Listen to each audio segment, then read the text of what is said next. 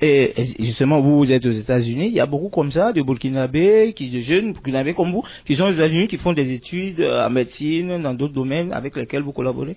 Bon, je n'en connais pas personnellement dans le domaine des cellules souches, mais je sais qu'il y a beaucoup d'étrangers et de Burkinabés à l'étranger. Il y en a qui sont aux États-Unis, il y en a qui sont en Europe, il y en a qui sont en Inde. On est un peu éparpillés partout. Et ce que je dis souvent avec les Burkinabés, c'est on a tendance à tous rester un peu dans notre petit coin quand on part quelque part. Il faut les tirer vraiment pour les faire sortir. Hein. Et je pense que s'il y a des gens qui ont cette passion-là déjà quand ils viennent pour faire un tour au Burkina, ils doivent en parler un peu comme présentement, comme je le fais là. Il faut en parler et c'est comme ça qu'on va se retrouver et puis commencer à discuter pour voir qu'est-ce qu'on peut faire. Parce que c'est sûr que beaucoup sont à l'extérieur et puis cherchent à vouloir venir contribuer ce qu'ils ont appris à l'extérieur, mais ils sont en train de chercher le tuyau pour le faire, que ce soit dans le domaine de la médecine, que ce soit dans le domaine de ingénieur, que ce soit dans le domaine de l'alimentation, n'importe quel domaine. Il y a des Burkinabés qui sont formés à l'extérieur et des collaborateurs, j'en suis sûre, qui seront heureux de venir de temps en temps pour y ajouter leur pierre. Mais bien sûr, ça doit commencer par nous, hein. Ça doit toujours commencer par nous. Personne ne va venir chez toi laver tes habits pour toi.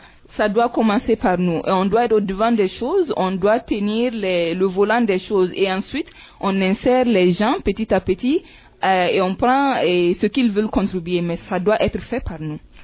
Justement, vous êtes certes en vacances, mais on vous a vu parler à l'université Nazi Bourmier, parler un peu de cellules souches. Alors, comment ça s'est passé? Il y a eu un certain intérêt de la communauté scientifique à laquelle vous appartenez? C'est les étudiants ici, vous voulez dire? Oui, justement. Oui, vous savez très bien que c'est la période des examens, des congés, donc tous ceux qui voulaient venir n'ont pas nécessairement pu venir, donc il y a beaucoup qui ont été recalés dans les classes, mais il y avait pas mal de jeunes et quelques professeurs qui étaient venus et on a eu une très belle discussion. J'ai fait une présentation et puis ça a été suivi de questions et puis et les gens et c'était vraiment merveilleux de voir ces jeunes-là et se rendre compte que waouh, mais on peut faire ça, mais on peut faire ci, il y a tellement de possibilités. Mais en fait, c'est ça. Les gens doivent être exposés aux possibilités qu'il y a à l'extérieur et qu'il y a dans le monde entier en fait, pour qu'ils puissent choisir. Parce que peut-être que présentement, il y a certains qui sont en train de se décider dans quelle direction ils veulent aller. Et ils ont juste besoin d'être exposés à quelque chose pour pouvoir se lancer là-dedans. Et donc, c'est un peu ça. Il y avait un intérêt. Les étudiants, ils ont bien écouté, ils ont pris des notes, ils sont venus me poser des questions après. Et on avait vraiment une très belle discussion. On va revenir aux différentes pathologies que tentent au niveau des cellules souches de pouvoir quand même endiguer. Il y a aussi le diabète qui commence à gagner de plus en plus de terrain ici au Burkina Faso. Alors là aussi à ce niveau, je sais qu'ils sont nombreux ces auteurs qui écoutent, se demandent est-ce que là également il y a des possibilités pour que ceux-là qui sont diabétiques, parce que très souvent ils sont condamnés à prendre des médicaments à vie, est-ce qu'il y a des possibilités qu'ils puissent aller vers stade de la guérison? Absolument. En fait, dans le département dans lequel j'étais à Harvard, un des professeurs de ce département-là, c'est sur le diabète qu'il travaille, le diabète type 1, qui est une perte des cellules du pancréas qui produisent l'insuline dans le corps. Donc, c'est une maladie, en fait, où ton système immunitaire attaque ces cellules-là, pensant que ce sont des cellules étrangères, que c'est une attaque, et elle les élimine. Donc, tu te retrouves sans cellules qui peut produire de l'insuline et donc tu deviens diabétique et tu es obligé de prendre de l'insuline à vie pratiquement. Et donc, ce monsieur-là, il y a eu une histoire assez intéressante de ce côté parce que ce n'était même pas sur le diabète qu'il travaillait et il a eu 2 enfants. Et elles ont toutes le diabète type 1. Donc, il a changé toute la direction de sa recherche pour se concentrer sur la recherche sur le diabète. Et ce qu'il fait, il utilise les cellules souches pour les spécialiser en cellules qui fabriquent de l'insuline pour pouvoir les transplanter ensuite chez les personnes qui manquent ces cellules-là pour qu'elle n'ait plus à s'injecter de l'insuline et qu'elle soit guérie, ne serait-ce que pour 1 an, 2 ans, 3 ans. Si ces cellules-là sont détruites éventuellement, elles peuvent avoir une autre injection de cellules. Mais 1 an, 2 ans, 3 ans, c'est déjà beaucoup mieux que de se faire piquer chaque jour et de tester, de piquer son doigt pour prendre du sang et mesurer. C'est vraiment un changement de style de vie, quoi. Ça améliore ta vie incroyablement. Donc oui.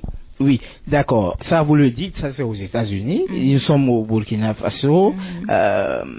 Quelqu'un qui est ici aujourd'hui, qui est diabétique au Burkina Faso, selon vos connaissances, est-ce qu'au niveau national ici, il y a des recherches qui sont faites dans le sens d'utiliser les cellules souches ici, où des patients pourraient éventuellement bénéficier des résultats de ces recherches? Pour ce qui se passe de la recherche ici, ça, je ne peux pas dire qu'il y a de la recherche de cellules souches qui se fait présentement au Burkina. Mais cela ne veut pas dire qu'on ne peut pas commencer. Peut-être qu'il y en a que je ne suis pas au courant, mais j'en douterais. Mais vraiment, on peut le faire, on peut commencer. Et c'est sûr qu'il y a beaucoup de pays qui sont encore dans les phases de réflexion et puis de voir est-ce qu'ils veulent se lancer là-dedans ou pas. Mais moi, je dis c'est un domaine qui a un avenir tellement brillant et qui a tellement de possibilités que si vraiment on voulait se lancer là-dedans, on peut le faire. Et ça donnerait bien sûr une solution aux gens localement qui sont malades, mais pas seulement aux gens localement qui sont malades. Les gens pourraient venir de toute la sous-région et même du monde entier s'il y a des traitements ici. Donc on peut le commencer, on peut le faire. On sait que notre corps contient ses propres cellules réparatrices pour certains de ses organes, notamment la peau, il y a les os aussi, mais ce n'est pas le cas pour le cœur, alors que lorsque la paroi du cœur est par exemple abîmée, parce que aussi les accidents cardiovasculaires, il y en a beaucoup au Burkina Faso, le muscle ne se renouvelle pas de lui-même. Et dans ces conditions-là, est-ce qu'il est possible aussi de reprogrammer ces cellules souches-là pour qu'elles puissent être des cellules réparatrices du cœur? Oui, les cellules souches sont utilisées de plusieurs manières. Elles peuvent être utilisées en tant que cellules et ajoutées à un tissu pour qu'elles reparent le tissu qui est déjà dans une espèce vivant. Ou elles peuvent être utilisées pour régénérer cet organe complètement à l'extérieur pour que l'organe soit transplanté. Donc, il y a toutes ces possibilités-là pour pouvoir régénérer, par exemple, un cœur, dépendant de la situation. Dépendant, je pense que le cas de chacun sera différent. Et cela dépendra du diagnostic du docteur qui décidera de qu'est-ce qui est bon pour le patient et de qu'est-ce qui n'est pas bon pour le patient. Mais ce qui est sûr, s'il adviendrait que la personne qui est touchée a besoin d'une transplantation de cœur, comme je viens de l'expliquer dans le passé, il y a des processus et des recherches qui sont en marche pour pouvoir régénérer cet organe-là complètement à l'extérieur et puis pouvoir faire des transplantations. Bien sûr, ce n'est pas encore au point, mais c'est en cours, les recherches sont en cours. Bien sûr, le problème avec les recherches, c'est que ça prend tellement d'années. Ça prend tellement d'années parce que c'est très important que les choses soient bien faites avant que ça ne soit transplanté chez un être humain. Parce que les cellules souches, elles ont beaucoup en commun, par exemple, avec les cellules cancéreuses. La différence avec les cellules souches et les cellules cancéreuses, c'est que les cellules souches sont des cellules en bonne santé qui peuvent être contrôlées et manipulées et dirigées comme on veut. Mais les cellules cancéreuses ne sont pas. Mais elles ont toutes les deux la capacité de pouvoir se renouveler, de diviser indéfiniment et de fabriquer des tissus et des cellules qui sont différentes.